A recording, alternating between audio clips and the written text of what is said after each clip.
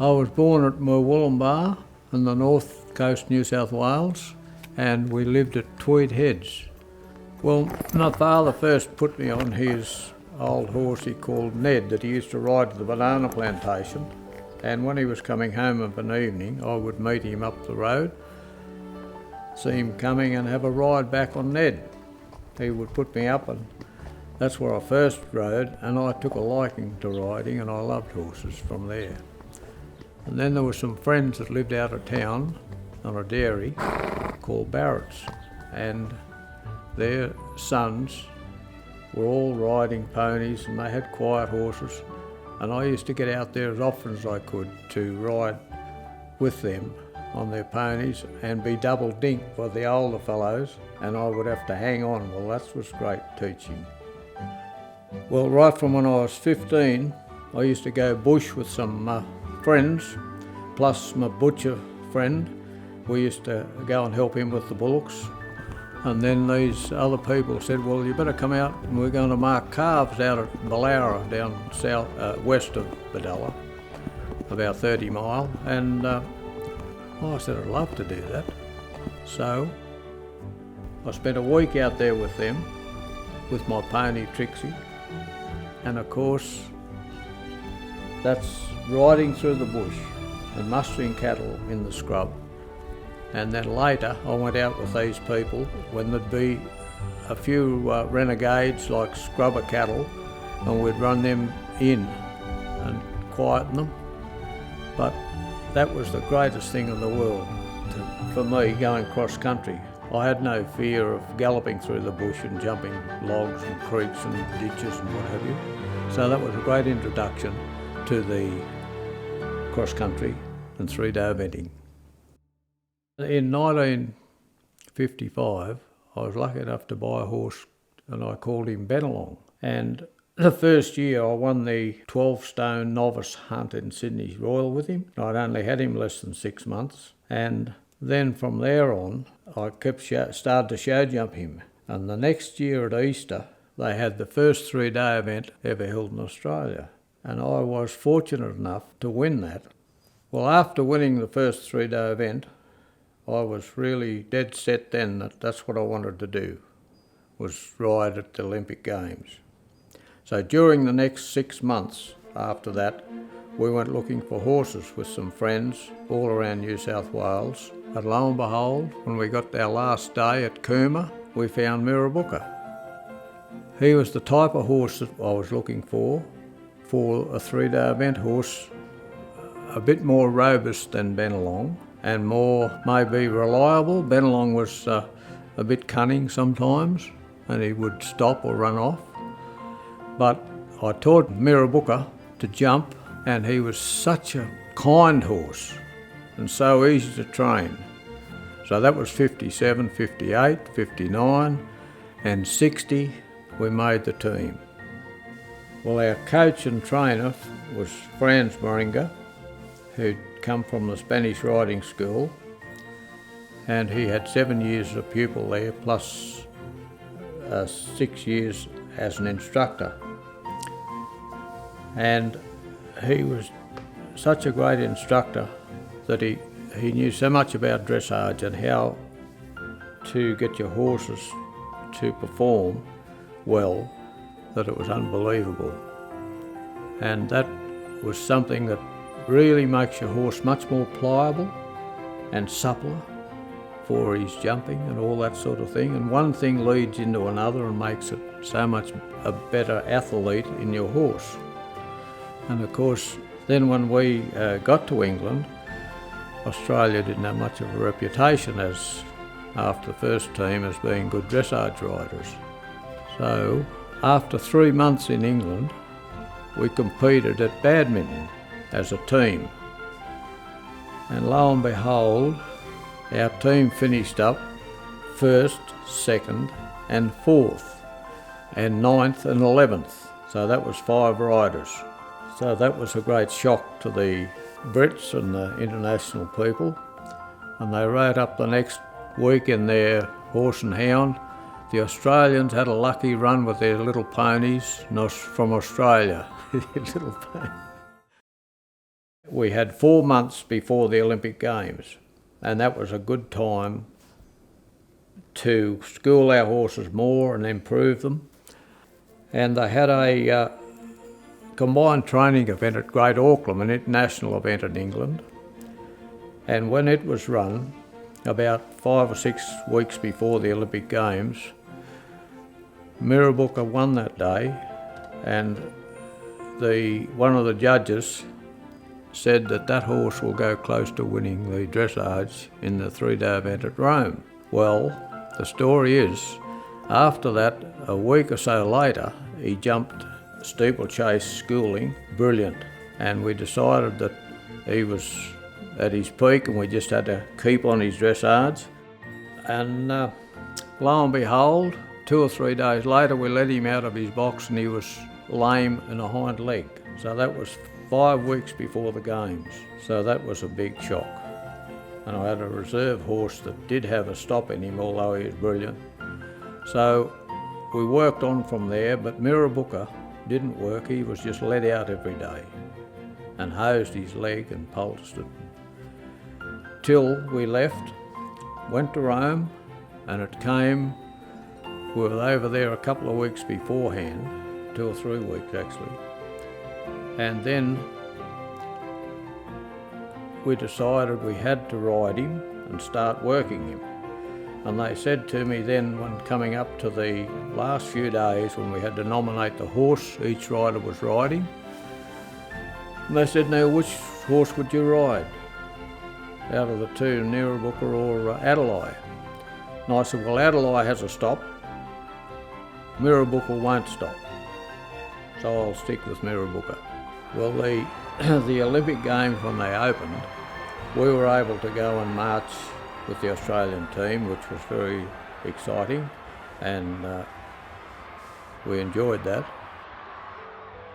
And the dressage was on a few days later. So Mira Booker was the second of our horses to go, and because of the break that he had with his leg being crook, he stiffened up and wasn't near the supple horse that he was before that happened. And he didn't do too well in the dressage. He was down pretty low on the score. But then when he went in the cross country, we were up there with a pretty good chance. After walking the course, I was quite confident that Mira Booker could handle it and jump it well, providing I didn't run him too hard, because I had to nurse him around to make sure he went clear. But when I was about to leave, they come to me and said, look, Bill's had a fall, Bill Roycroft on solo, and they've taken him away in the helicopter to hospital. So you've got to go clear. So I knew I had to nurse my horse in any case to get clear, and I just rode him accordingly. And as I was riding in at the finish of the cross country, they announced he was the first clear horse on the course so far, he was number 27 to go. So that was a great thrill. As the course went on, the jumps were very big jumps, and there were some, I think, a little bit too treacherous really, because a lot of horses didn't get home. As a matter of fact, I will say that there were 38 horses that started in the show jumping the last day out of 70 odd horses in the beginning. So that gives you an idea of how tough it was. And Bill had the fall at these pipes on top of the hill, about the 4th or 5th last fence. And when you were approaching them, you were looking straight through the pipes, straight away down the hill, and you momentarily didn't gauge the distance they were away from you because of that image. Mira Booker touched them behind, but he cleared it quite well, and apart from that, but Bill crashed on it, and that's how that sort of put our team in a precarious position. After the cross country, the Australian team was in front, quite a long way, which I didn't add earlier. Then come Mira Booker show jumping, and he jumped quite a nice clear round. And then Laurie Morgan came out on salad days, and he had one fence down, which didn't make a lot of difference. But it still left us well in front as a team, and it also left Laurie in front with an individual gold, and myself with the individual silver. We were so elated about winning gold, and 2 gold medals, mind you, and the silver medal for Australia. It was unbelievable, the excitement that went around the arena at that particular moment. Then came the presentations, and the thing that really set me was when the Australian flags were going up, and that was something that we could reward to Australia, that we'd won those medals. Those flags just told the story. Well, this is the jacket that I wore in the dressage and the show jumping in the Olympic Games. And there's not many people that have the Australian flag on their jacket unless you've competed for the country. The gold medal that we received at Rome was only one single medal for the team. So the Equestrian Federation had the team gold medal reprinted for each member of the team again. So we got one each, and that's how that come to be here. So that was fantastic, really. You had something now to show people when they say, "Where's your medals?" That's lovely. And the silver medal, I'm very proud of it, because that was just my individual medal, and it's so great to have it. The saddle that I used for the Olympic Games was bought for me. The Pony Club at Maria did, to buy a saddle for myself when I got to England. So I bought this saddle. It's called a Pariani, an Italian saddle, jumping saddle, and it was such a good saddle to ride in that it wore out eventually, and the tree got broken, one thing and another, and I got another replica of exactly the same saddle from the company in Italy that made the other one. And this one's the same they made and sent it to me, and I'm still riding in it. Such a great saddle. Well, after the Olympic Games, I started to train a few racehorses. So we went looking, and we found a horse we call Whiskey Road. So it wasn't too long after he got stock on the ground that one turned out to be Just a Dash, who won the Melbourne Cup, and the other one that turned out to be Strawberry Road, he won the Derby, he won the Cox Plate, and he was an international horse. They took him overseas, and he won great races. He won in Germany, he won in Great Britain, I think, and also in America, and that's where he finished up being a stallion. So that was a great lift. On top of that, I was able to breed a few racehorses from the mares I had from Whiskey Road, and that enabled me now to be able to train a couple of racehorses of our own that we've bred, and that's what we enjoy doing at the moment.